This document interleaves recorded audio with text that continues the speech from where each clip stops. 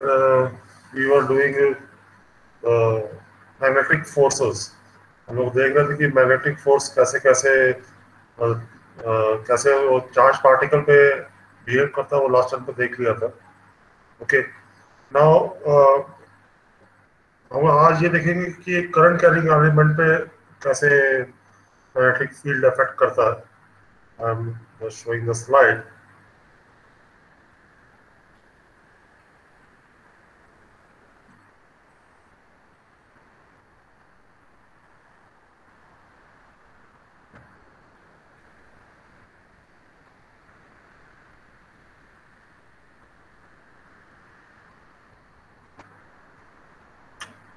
मेरी slide visible है? Yes, Yes, sir. sir.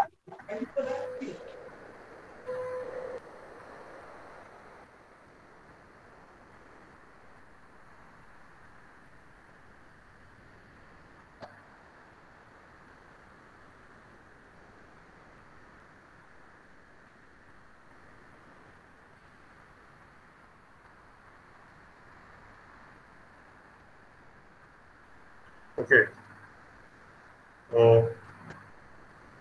Is it visible ना slide? Yes, hello, sir. Yes, sir. Okay, ठीक है। तो force on a current element, एक करंट एलिमेंट में मैग्नेटिक फील्ड कैसे फोर्स इम्पोज करता है। Let us see that. To determine the force on a current element IDL of a current carrying conductor due to the magnetic field P, इसको निकाल लें। IDL को हम लोग लिख सकते हैं, आई को अगर हम लोग क्यू के टर्म में लिखें, it will be d q by d t into d I d l, और डी टी टर्म को मैनिपुलेट कर दे और d l by d t कर दे, that it will be velocity d q into u. ठीक है, this shows that an elemental charge D q moving with velocity u is equivalent to the conduction current element IDL। ठीक है, इस मतलब कि manipulation से ये क्लियर हो रहा है कि अगर एक एलिमेंटल चार्ज u वेलोसिटी से मूव कर रहा हो, that is almost equivalent to a conduction current element IDL. तो अगर ये डी क्यू यू की, जो हम लोगों ने लास्ट टाइम पे charge moving with velocity in magnetic field इसका फोर्स निकाला था, तो उसमें था कि F force equal to Q U cross B. यहाँ पर एलिमेंटल चार्ज डी क्यू है, डी क्यू यू को वहां पर हम रिप्लेस कर देंगे आइडियल से। ठीक है, तो आपके इस केस के लिए जो फोर्स आ जाएगा that will be IDL cross B.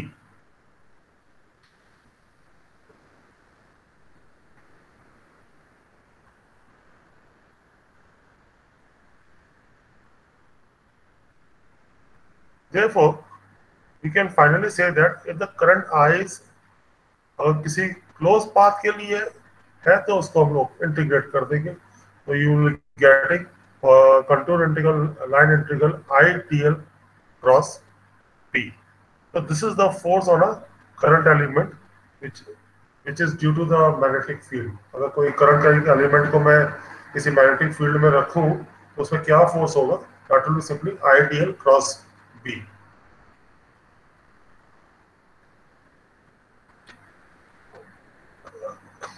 इस बी पार्ट में कोई किसी को कुछ पूछना है?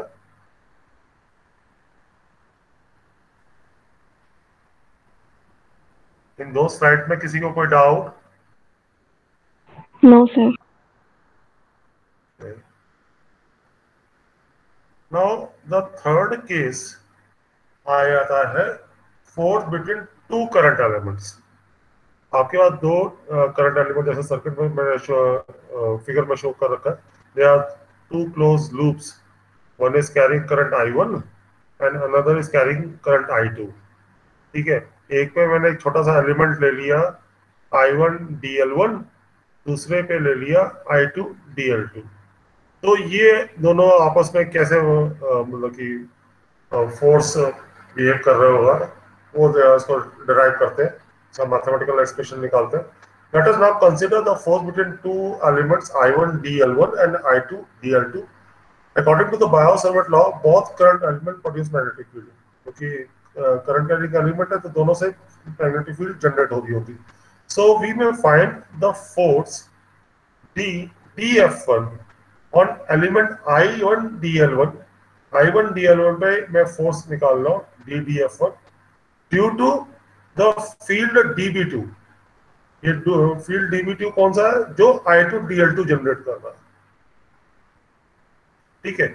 तो अभी हम लोगों ने जो फॉर्मूला ऊपर निकाला कि ऐसे केस में फोर्स क्या होता है, simply I DL cross B. तो यहाँ पर आपकी जो फील्ड है that is dB2 and the current element is I1 dL1. ठीक है. अब dB2 by Biot Savart law we know that it will be simply mu naught I2 dL2 cross AR21. AR21 is a unit vector from current element 2 to current element 1 upon 4 pi R square 21. तो ये आपका हो गया magnetic field due to the current element I2 dL2. इसको उठा के मैंने ऊपर वाले रिलेशनशिप पे रख दिया. ठीक है. तो you are getting D dF1 mu naught I1 dL1 cross I2 dL2 cross AR21 A cap R21 upon 4 pi R21 का स्क्वायर. फाइनली इसको मैं इंटीग्रेट कर दूंगा for getting the final force.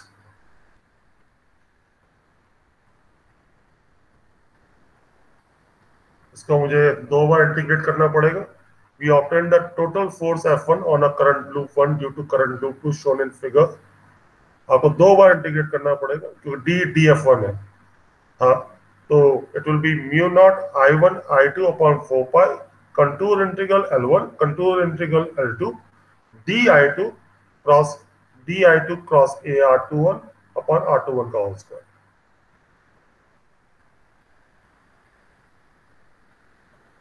इसमें किसी को कोई डाउट है?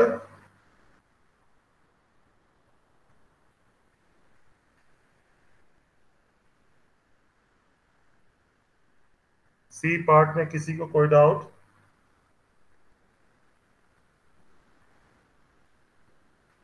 No sir. ओके. तो इस तरह से हमने देखा कि मैग्नेटिक फील्ड की वजह से कैसे फोर्स impose होता है due on the charge on the current element and one current element to the another current element. Okay. Let us see a numerical on this base. एक बहुत प्यारा सा numerical है. ये मेरा स्लाइड दिख रहा है? Yes sir, visible. Yes, sir. Okay. There is a rectangular loop. एक rectangular loop है carrying current I2, which is carrying current I2 is placed parallel to a infinitely long filamentary wire which is carrying current I1. एक Z axis के along एक current I1 flow हो रही है. ठीक है. करंट एलिमेंट है और उससे रो नॉट डिस्टेंस की दूरी पर एक रेक्टेंगुलर लूप है which is having current I2. ठीक है. ये रेक्टेंगुलर लूप का डायमेंशन कुछ इस तरह से कि it is having a width of A and height of B. ठीक है. You have to show that the force experienced by the loop is given by. ठीक है. तो फोर्स जो ये लूप एक्सपीरियंस करेगा दैट इज समथिंग. ये relationship आपके सामने दे रखा है, ये प्रूव करना है मुझको. ठीक है. तो बाय सिंपल मैं क्या करूं कि पूरे फोर्स को 4 हिस्सों में बांट लेते हैं क्योंकि लूप के 4 हिस्से होंगे F1 F2 F3 F4 ऐसा जैसे सेकंड फिगर में आपको दिखा रखा है. ठीक है. Simply the entire force is sum of this 4 forces. ठीक है. तो एक एक करके सारे फोर्सेस कैलकुलेट करते हैं. पहले F1 कैलकुलेट करते हैं.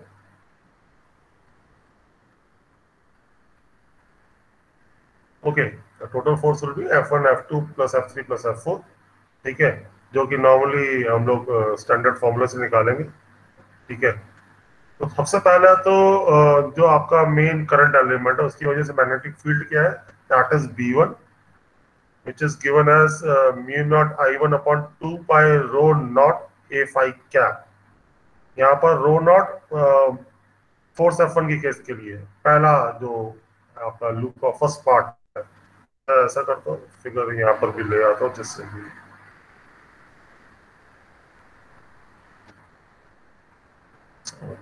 कि हो जाएगा।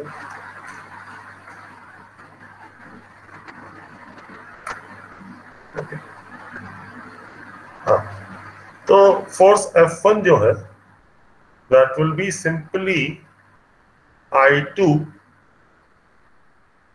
Integration DL2 cross B1।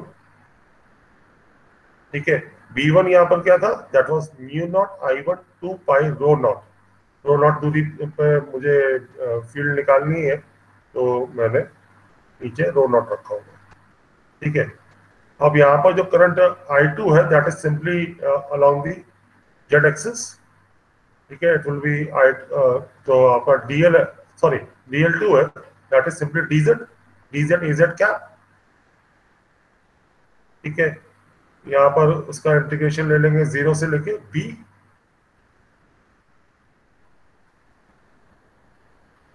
And finally integrate करके you will getting minus U naught I2 I1 I2 B upon 2 pi rho naught, और AZ cross A5 will be A rho,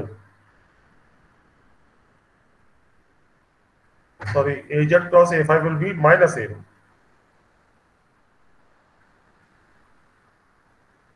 This shows that this particular force is attractive force। इसमें किसी को कोई doubt?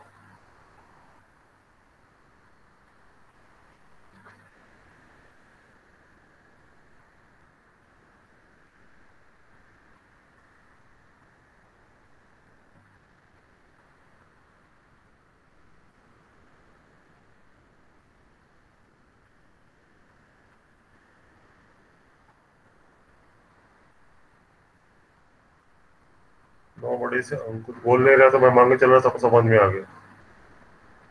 Okay,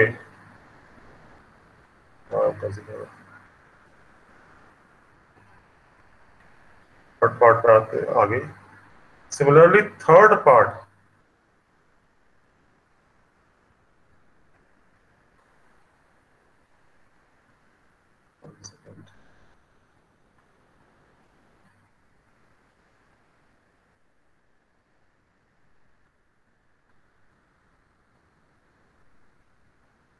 similarly third part के लिए भी हम लोग लिख सकते हैं, that is F2 F3 will be equal to I2 DL2 cross B1। यहाँ पर जो B1 होगा फॉर्मूला वही होगा, mu naught I1 upon 2 pi rho naught की जगह पर रो नॉट प्लस A होगा, बिकॉज द रेक्टेंगुलर विड्थ भी आपकी इंक्लूड हो जाएगी इसमें। और यहाँ पर जो करंट एलिमेंट होगा दैट की लेंथ होगी dz, अगेन dz होगी, परंतु यहाँ लिमिट्स हम लेंगे B से 0। So you will be getting mu naught I1 I2 B upon 2 pi rho naught plus A rho cap. That means this is a repulsive force.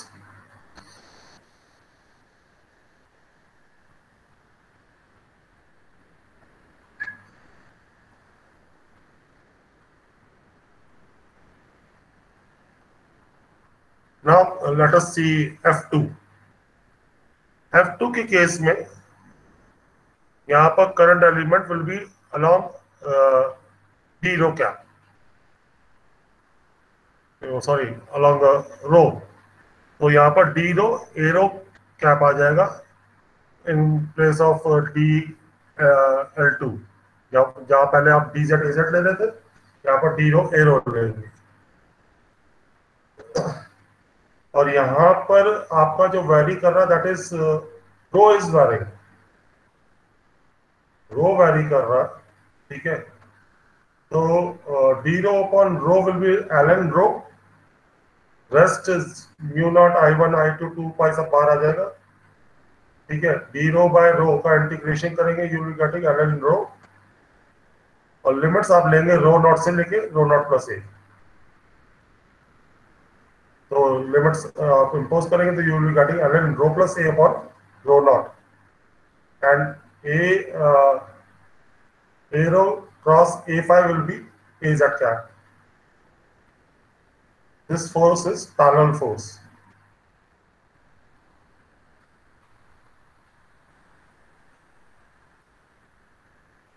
इसमें किसी को कोई डाउट है? F3 and F2.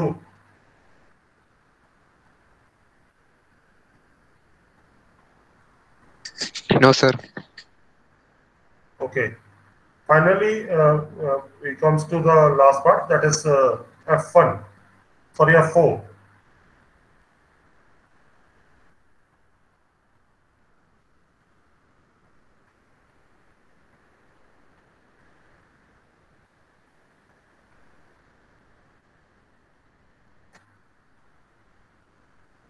ठीक है, F4 पे आए थे. F4 अगेन वही जो जैसा भी आपने F2 निकाला था, यहाँ पर लिमिट्स हो जाएंगी rho naught plus a to rho naught. ठीक है, और जो आपका DL2 एलिमेंट है that will be d rho a rho cap,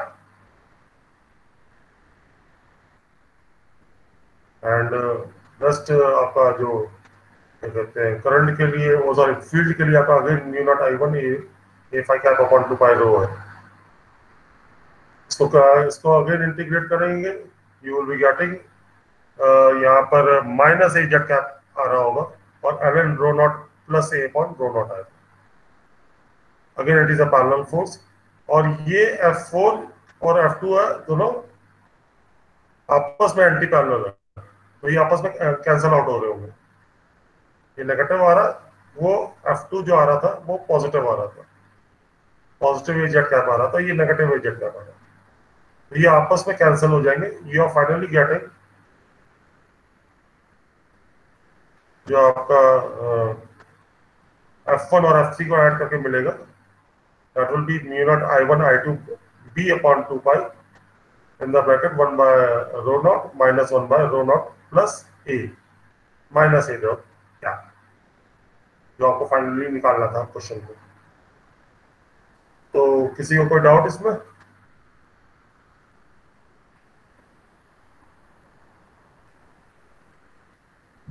no sir. Okay. Now let us move to the magnetic boundary conditions. We define a magnetic boundary condition as the condition that H or B field must satisfy at the boundary between two different media. जैसे हम लोगों ने electrostatic boundary conditions निकाली थी कि आपके पास दो डिफरेंट मीडियाज है, तो फील्ड ऐसे दो मीडियाज में कैसे बिहेव कर रही है, ठीक है, उसको हम लोग बाउंड्री कंडीशन से डिफाइन करते हैं. ऐसे ही मैग्नेटिक फील्ड के लिए भी करेंगे. ठीक है, यहाँ पर हम दो बेसिक फॉर्मूलाज का यूज करेंगे, मैग्नेटिक लॉज का यूज करेंगे. वन इज मैग्नेटिक, ये आपका कहते हैं गॉस लॉ. ठीक है, that is B dot ds equals to 0, and second Ampere circuital law, that is H dot dl is equal to I. Let us see, पहली boundary condition निकालते हैं.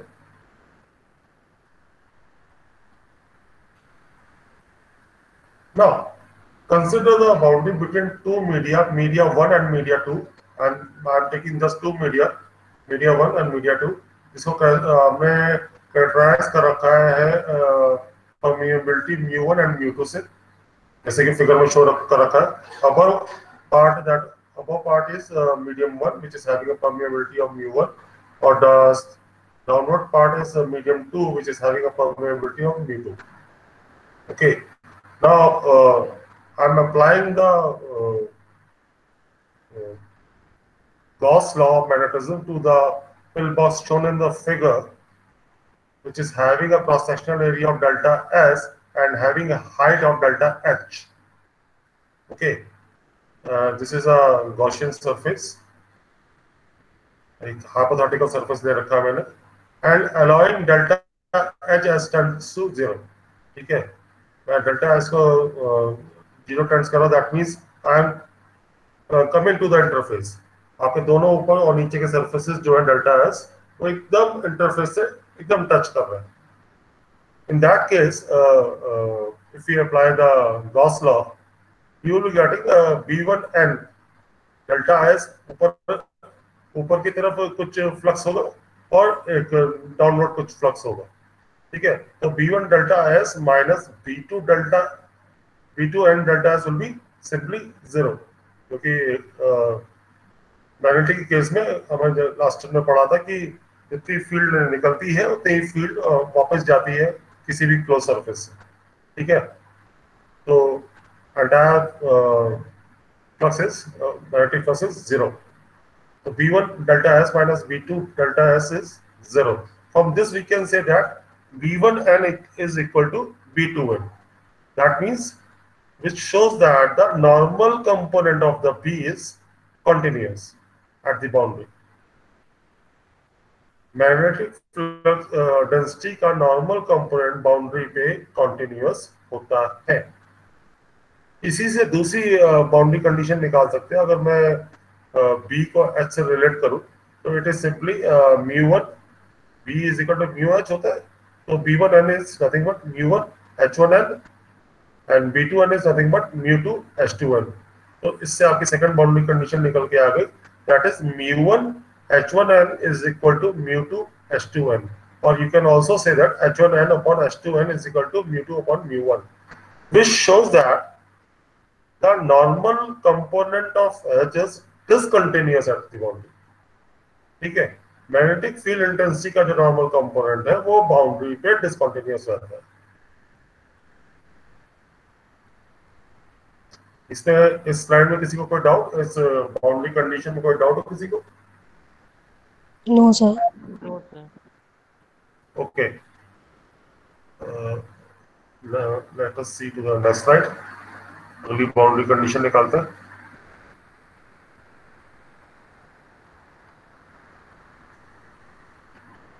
हाँ, अब मैंने क्या किया, अब मैंने I am applying the Ampere law to the close path ABCDE.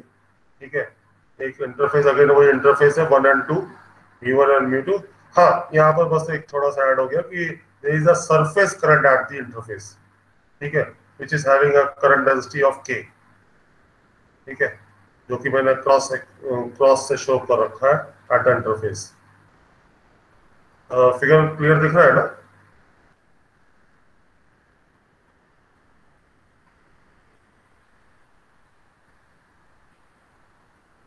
Okay. Surface current K on the boundary is assumed normal to the path. Now, if we apply the Ampere's law to this closed path A, B, C, D, A, ठीक है, तो current आपका क्या हो जाएगा? Simply जो left hand का current के लिए लिखा हुआ है कि करंट डेंसिटी इनटू विड्थ, ठीक है, K into delta W, that is your I. Now as you are moving from A to B, ठीक है, A टू B मूव कर रहे हैं, तो वहां पर H1 टेंजेंशियल होगा into delta W. Now as you are moving from B to C, अगर मैंने पाथ इस तरह से ले रखा कि मीडियम 1 और मीडियम 2 में BC इक्वली डिवाइड हो रहा है, तो ये मैं कह सकता हूँ कि it is H1n delta H/2 plus H2n delta H/2 for B to C.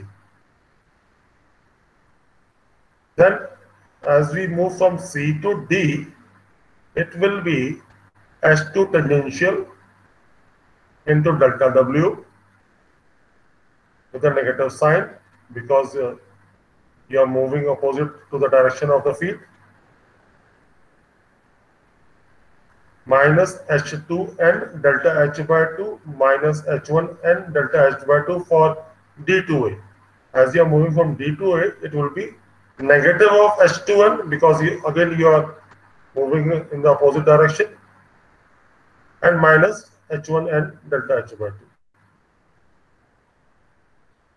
Now, as delta H tends to 0, जितना भी आपका ये सब H1n और H2n वाले पार्ट से जितने भी नॉर्मल कंपोनेंट सब के सब नलिफाई हो गए, एंड यहाँ finally leads to H1t minus H2T equals to K.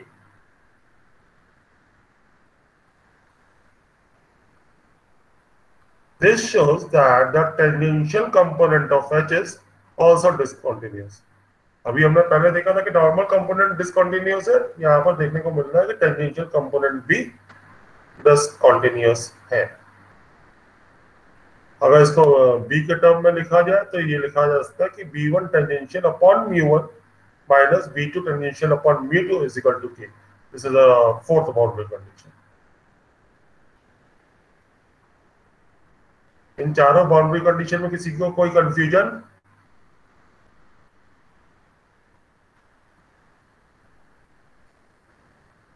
कोई डाउट? No, sir. ओके, तो इस पर बेसिक न्यूमेरिकल देखते हैं।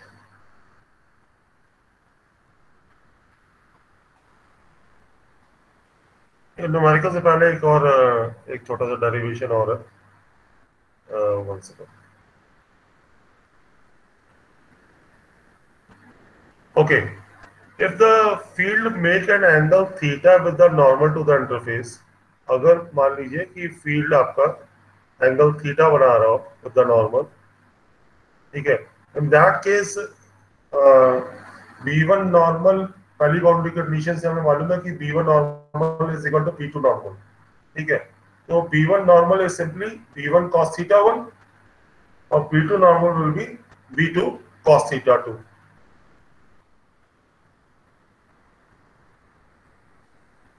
ठीक है, अगर इंटरफेस पे कोई करंट ना फ्लो हो रही हो, in that case we can write H1T is equal to H2T, या फिर H1T को मैं B1T अपॉन म्यू1 लिखूं और B1 टेंजेंशियल को लिख सकते हैं B1 sin theta 1 upon mu. Similarly H2T को लिख सकते हैं B2 sin थीटा 2 अपॉन म्यू2। ये मैं तब का केस ले रहा हूं जब मेरा इंटरफेस में करंट नहीं फ्लो हो रही है। In that case H1T is equal to H2T। ठीक है, तो इससे ये एक्सप्रेशन आ गया। तो पहला एक्सप्रेशन को सेकंड एक्सप्रेशन से अगर आप डिवाइड करेंगे, you will be getting tan theta 1 by tan theta 2 equals to mu1 upon mu2. This is again the Snell's law for magnetism, magnetic fields. ठीक है, ये मैग्नेटिक फील्ड का स्नेल्स लॉ है कि जब दो डिफरेंट मीडियम में अगर आपके पास magnetic field one medium to another medium transfer हो रही है, in that case how the magnetic field is deflected can be defined by this law, tan theta 1 by tan theta 2, which is totally depend upon the permeability of the medium 1 and medium 2।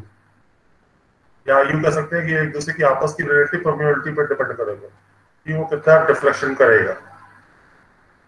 This is the Snell's law of the magnetism, magnetic field. किसी को doubt है इसमें? No, sir. Now अब हम numerical देखते हैं।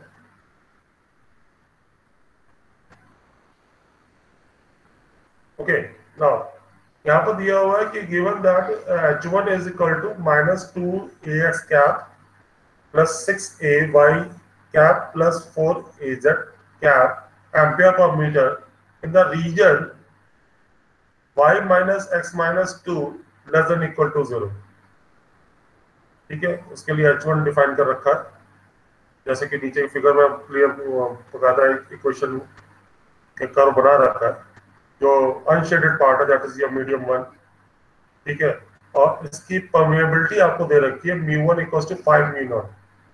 Okay, now you have to calculate first part is b1 निकालना। तो b1 तो बहुत सिंपली निकल आएगा, इट विल बी क्या होगा mu1 H1। ठीक है, ये तो सीधा सीधा फॉर्मूले से निकल आएगा। सेकंड पार्ट है that is you have to calculate H2 and B2 in the region y minus x minus 2 greater than equal to, shaded portion का H2 एंड B2 निकालना है using where mu2 is nothing but 2 mu naught. तो यहाँ पर simply हम लोग boundary conditions impose करके निकाल सकते हैं. लेट अस सी.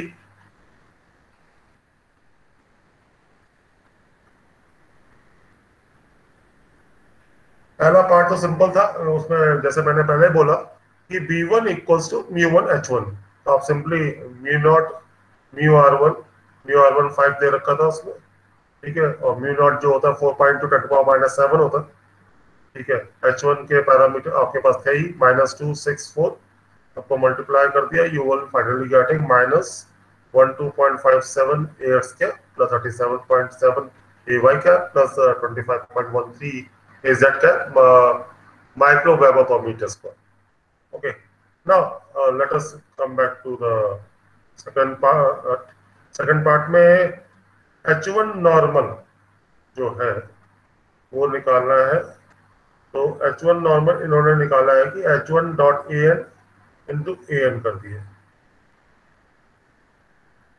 ठीक है. जो नॉर्मल यूनिट फैक्टर है उससे h1 को मल्टीप्लाई किया, फिर फाइनली डॉट प्रोडक्ट किया, फिर इसको फाइनली इसके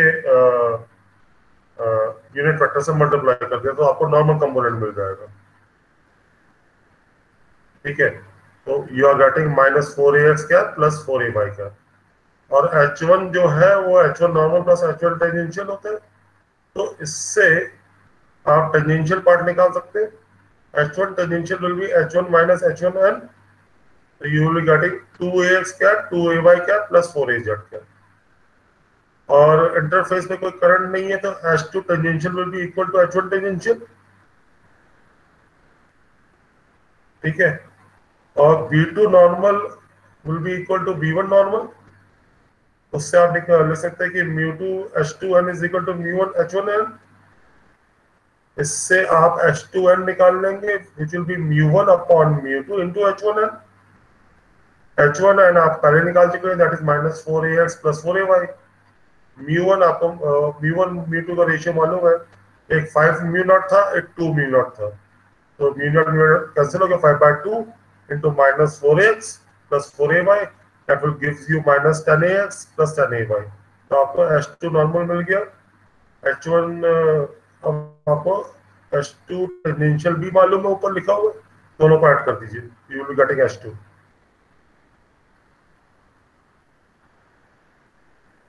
इसमें कोई कंफ्यूजन है किसी को? कोई डाउट हो तो पूछे न्यूमेरिकल में.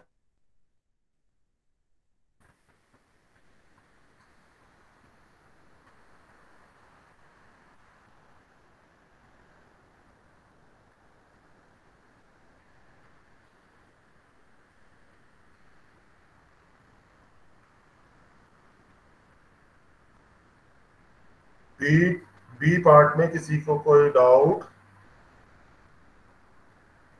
सामने वाली स्लाइड जो सामने आपके स्लाइड दिख रही है, इसमें किसी को कोई डाउट है? No sir.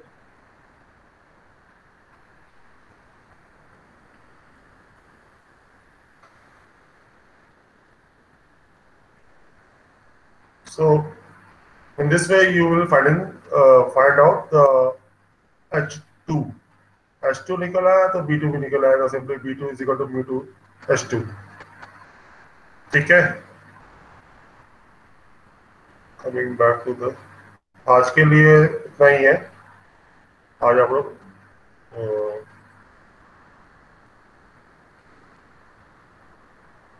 आज के प्रेजेंटेशन में किसी को कोई कुछ पूछना हो तो अभी पूछ ले, नहीं तो मैं अटेंडेंस लेने जाऊँ.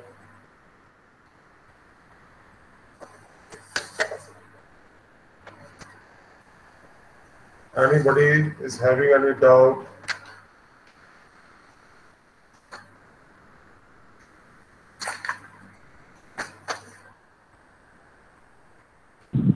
Okay, किसी को कोई डाउट नहीं है तो I am calling for the attendance.